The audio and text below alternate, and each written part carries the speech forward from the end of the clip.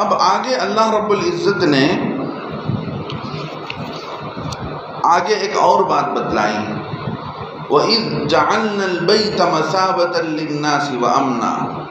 اے نبی صلی اللہ علیہ وسلم اس وقت کو یاد کیجئے جب کہ ہم نے بنایا ہے کعبۃ اللہ کو لوگوں کے جمع ہونے کی جگہ۔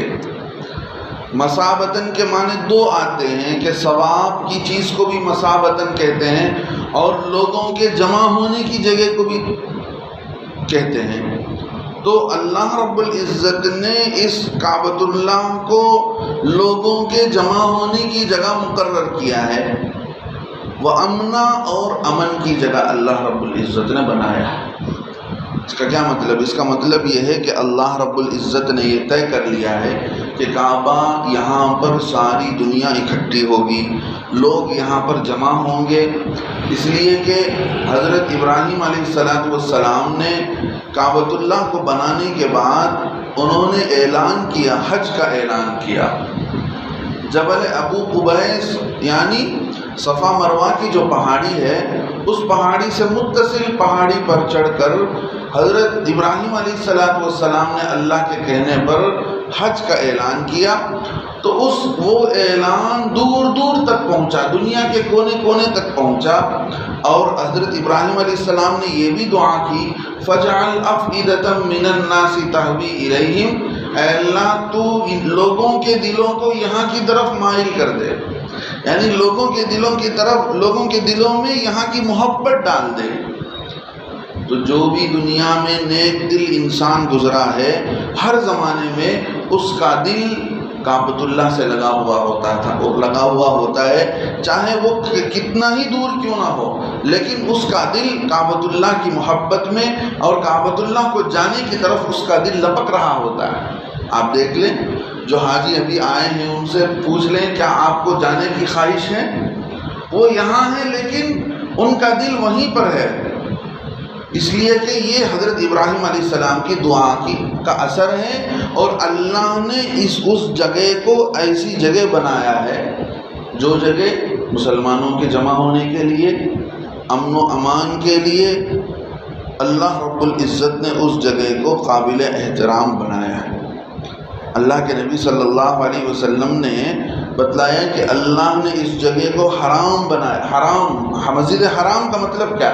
مسجد حرام کا مطلب ہی یہ ہے کہ یہاں پر دوسرے کام حرام ہیں، اللہ نے اس کو قابل احترام جگہ بنایا ہے، لہذا یہاں پر کوئی غیر شرعی کام نہیں کی جا سکتی۔ ویسے ہر مسجد کے اندر کوئی دوسرا کام نہیں کیا جائے گا، لیکن اللہ نے اس جگہ کو قابل احترام بنایا ہے کہ وہاں پر کسی کے قتل کا بدلہ کسی سے نہیں لیا جائے گا، مکے کی زمین سے گھاس نہیں توڑا جائے گا، کسی جانور کو شکار نہیں کیا جائے گا۔ اگر کوئی شکار کی تلاش میں آیا ہے تو اس شکاری کو نہیں بتایا جائے گا کہ جانور ادھر بھاگا ہے۔ کوئی کسی کے قتل کرنے کے لیے نکلا ہے تو اس کو نہیں کہا جائے گا کہ یہ آدمی یہاں پر چھپا ہوا ہے۔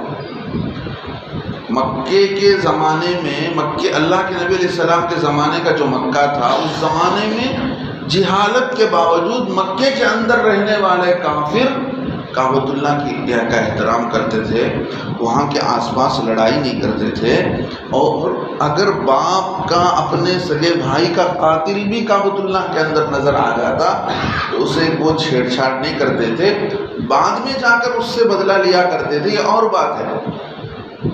لیکن کعبۃ اللہ کی ایک ایسی، وہاں پر وہ لوگ اس کو چھیڑ چھاڑ نہیں کرتے تھے، وہاں اتنا احترام کرتے تھے اس جگہ کی۔ اللہ نے اس جگہ کو ایسے ہی بنایا ہے۔ اللہ کے نبی علیہ السلام خود فرماتے ہیں اللہ نے وہاں پر قتل و قتال کو حرام کیا ہے، مگر دن کے تھوڑے وقت کے لیے میرے لیے حلال کر دیا تھا۔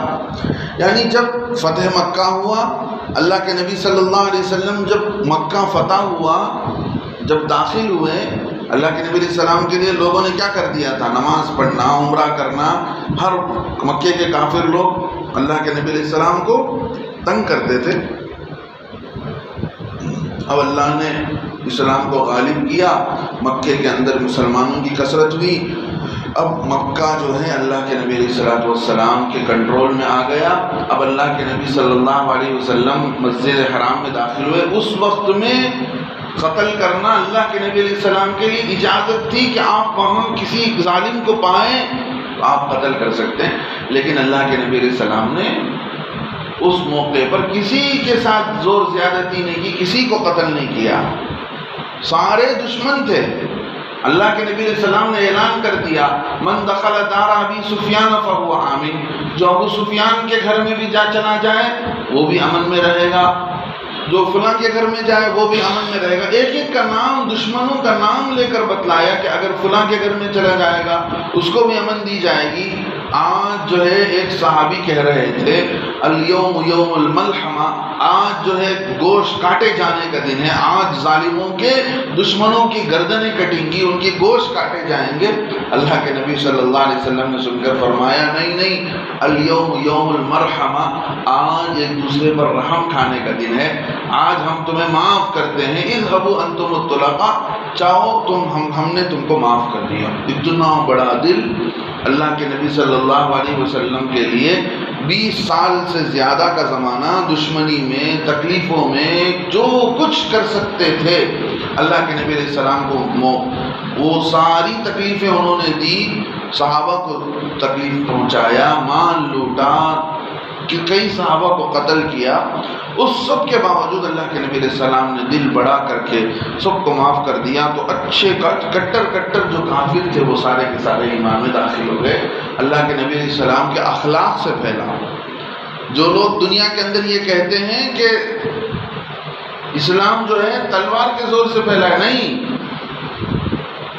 اسلام دنیا کے اندر پھیلا ہے اخلاق سے، نبی والے اخلاق سے، نبی والی زندگی سے پھیلا ہے. اللہ کے نبی علیہ السلام کی زندگی کو دیکھ کر صحابہ ایمان میں داخل ہوئے. اور صحابہ دنیا بھر میں گئے ہیں تو انہوں نے جا کر اسلام کی دعوت دی، وہاں پر رہے، تجارت کیا. ان کی زندگی کو لوگوں نے دیکھا کیسے راتوں میں اٹھ کر نماز پڑھتے ہیں، ایک ایک کا نام لے کر دعا کرتے ہیں، دن میں کیسی سچائی کے ساتھ تجارت کرتے ہیں، تجارت کر رہے ہوتے ہیں، اذان ہوتی ہے تو تجارت کو چھوڑ کر چلے جاتے ہیں. تو اس طرح ان کی زندگیوں کو دیکھ کر اسلام سمجھ میں آیا. تلوار کے زور پر کبھی اسلام جو ہے دنیا کے اندر نہیں پھیلا ہے. اللہ کے نبی علیہ السلام نے زور زبردستی سے کسی کو مسلمان نہیں بنایا. دین کے اندر زبردستی بھی نہیں ہے، جو آئے جو نہ آئے اللہ کا کچھ بگڑنے والا نہیں ہے. اللہ رب العزت فرماتے ہیں ہم نے لوگوں کے لیے جمع ہونے کی جگہ فرمایا. آپ دیکھ لیں دنیا میں سب سے زیادہ اگر کہیں لوگ جمع ہوتے ہیں تو وہ کعبۃ اللہ ہے. اور ساروں کی نیت کیسی ہوتی ہے؟ اللہ کی عبادت کی نیت سے اللہ کی طرف دوڑ لگاتے ہیں. ایک دیوانہ وار عشق اور محبت کو لے کر واقعتاً آدمی چلنے لگتا ہے. ایسا محسوس ہوتا ہے کہ آدمی کو کہ بہت مدت ہو گئی. ایک شاعر کہتا ہے نا، میں کہاں کہاں سے گزر گیا تیرے دید کی تلاش میں، تجھے دیکھنے کے لیے میں کہاں کہاں سے دھکا کھا کر میں آیا ہوں. تو اس طرح اللہ تک پانے کے لیے، اللہ کو پہنچنے کے لیے آدمی دنیا کی کونے کونے سے کیسے پیسے خرچ کر کے وہاں پر پہنچ رہا ہے. اللہ رب العزت فرماتے ہیں وہ امنا، اور اس جگہ کو امن کی جگہ بتلایا ہے. لہذا ایک سوال یہ پیدا ہوتا ہے، حضرت امام ابو حنیفہ رحمۃ اللہ علیہ فرماتے ہیں اگر کوئی آدمی کسی کو قتل کر کے مکے میں چلا جائے، کعبۃ اللہ میں جا کر چھپ جائے، اس لیے کہ اس کو مارا نہیں جائے گا، تو اب اسے کیا کریں گے؟ اگر اس کو اسی حال میں چھوڑ دیں گے تو دنیا کے سارے قتل کرنے والے قتل کر کے وہاں آ کر پناہ لے لیں گے، تو وہاں پر اس کے قتل کا بدلہ قصاص نہیں لیا جائے گا. اس کو مجبور کیا جائے گا کہ وہ وہاں سے نکلے. اس کو مجبور کریں گے، اس کو مان لو کہ اس کا کھانا بند کر دیں گے، اس کو کپڑا نہیں دیں گے، پانی نہیں دیں گے، مجبور ہو جائے وہ حرم کی زمین سے باہر آئے تو پھر جا کر اس سے بدلہ لیا جائے گا، اس سے قصاص لیا جائے گا. ہاں اگر کوئی آدمی مکے کے اندر مکے کی زمین میں ہی حرم میں ہی رہ کر کوئی ایسا جرم کرتا ہے کہ مان لو کہ کسی کو قتل کرتا ہے، اب اس کے لیے مکہ امن کی جگہ نہیں ہے۔ ہم لوگ 2017 میں عمرے میں تھے، کچھ ایسے لوگ تھے جنہوں نے وہاں پر ڈیرا ڈالا ہوا تھا، پتہ نہیں کون تھے، یہودی تھے کہ دشمن تھے، کون تھے، ان کی کچھ منصوبے تھے، پکڑے گئے۔ بہت زبردست طریقے سے حکومت کی پولیس نے آ کر ان کو گھیرا بندی کیا اور پوری بلڈنگ کو توڑ پھوڑ دیا، ان پر گولیاں چلی، وہ لوگ رنگے ہاتھوں پکڑے گئے۔ تو اگر ایسا کوئی آدمی ہے جس نے مکے کی زمین میں رہ کر مکے کو گویا وہاں پر قتل و قتال کیا ہے، تو پھر مکہ اس کے لیے امن کی جگہ نہیں ہے، وہاں اس کی حفاظت کی ذمہ داری کوئی نہیں لے سکتا ہے۔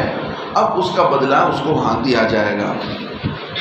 اب اللہ رب العزت فرماتے ہیں کہ یہ مکہ جب اتنی امن کی جگہ ہے، آپ دیکھ لیں جا کر، کوئی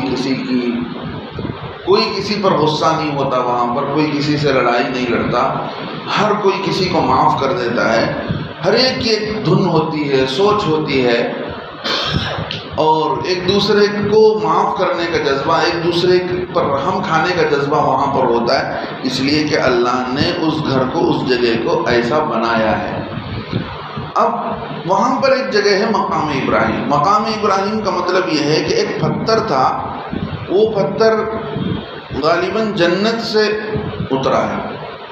اس پتھر پر کھڑے ہو کر حضرت ابراہیم علیہ السلام کعبۃ اللہ کی تعمیر کرتے تھے۔ وہ پتھر گویا حضرت ابراہیم علیہ السلام کے لیے سیڑھی کے کام آتا تھا، سیڑھی کے کام آتا تھا۔ اس پر کھڑے ہو کر حضرت ابراہیم علیہ السلام نے کعبۃ اللہ کی مرمت کی، اور اس پر حضرت ابراہیم علیہ السلام کے پیروں کے نشانات بھی ہیں۔ جب حضرت عمر رضی اللہ عنہ فتح مکہ کے موقع پر اللہ کے نبی علیہ السلام کے ساتھ مسجد حرام میں داخل ہوئے تو اللہ کے نبی علیہ السلام کو دیکھ کر فرمایا، اللہ کے نبی علیہ السلام، ہم اس کو یہی تو ہے ہمارے ابا حضرت ابراہیم علیہ السلام کے قدموں کی نشانیاں؟ اللہ کے نبی علیہ السلام نے فرمایا ہاں۔ تو ہم اس کو قبلہ کیوں نہیں بنا لیتے؟ ابھی زبان پر بات آ رہی ہے، حضرت عمر رضی اللہ عنہ کی اتنے میں آیت اتر گئی قرآن کے اندر، وَاتَّخِذُوا مِن مَقَامِ إِبْرَاهِيمَ مُصَلًّى، کہ لوگوں ابراہیم علیہ السلام کا کہ مقام ابراہیم جو ہے اس کو تم وہاں پر تم نماز پڑھنے کی جگہ بنا لو، اس کی طرف تم نماز قبلہ کر کے، قبلے کی طرف اس کو کر کے وہاں پر تم نماز پڑھنا شروع کر دو۔ یہ ادھر حضرت عمر رضی اللہ عنہ کی زبان سے ابھی نکلا ہے، ادھر اللہ کی طرف سے آیتیں اتر گئی۔ علامہ جلال الدین سیوطی اس امت کے بڑے عالم گزرے ہیں، بڑے امام گزرے ہیں، انہوں نے ایک کتاب لکھا ہے، اس کتاب کے اندر وہ ساری باتوں کو جمع کیا ہے کہ ادھر حضرت عمر رضی اللہ عنہ کی زبان میں بات آئی، ادھر اللہ کی طرف سے وحی آئی۔ موافقات عمر، یعنی عمر کے رائے کے مطابق اللہ نے فیصلہ فرما دیا۔ اللہ کے نبی علیہ السلام کے پاس آ کر حضرت عمر رضی اللہ عنہ نے فرمایا، اللہ کے نبی علیہ السلام، آپ کی خدمت میں اچھے برے سب آتے ہیں، مسلمان ہی نہیں آتے، باہر کے کافر بھی آتے ہیں، دوسرے لوگ بھی آتے ہیں، تو آپ کی بیویاں سب کے سامنے پردہ نہیں کرتی ہیں تو یہ اچھا نہیں لگتا، ایمان والی عورتوں کے لیے پردہ ہونا چاہیے۔ ادھر یہ بات ہوئی، ادھر آسمان سے پردے کی آیتیں اتر گئی۔ ایسا 17 موقع ایسا ہوا ہے، 17 موقع پر حضرت عمر رضی اللہ عنہ کے رائے کے مطابق قرآن اترا ہے۔ تو حضرت ابراہیم علیہ السلام کے مقام ابراہیم پر پہنچ کر بھی حضرت عمر رضی اللہ عنہ نے یہ ارادہ ظاہر کیا، تو اتنے میں وہ آیت اتر گئی۔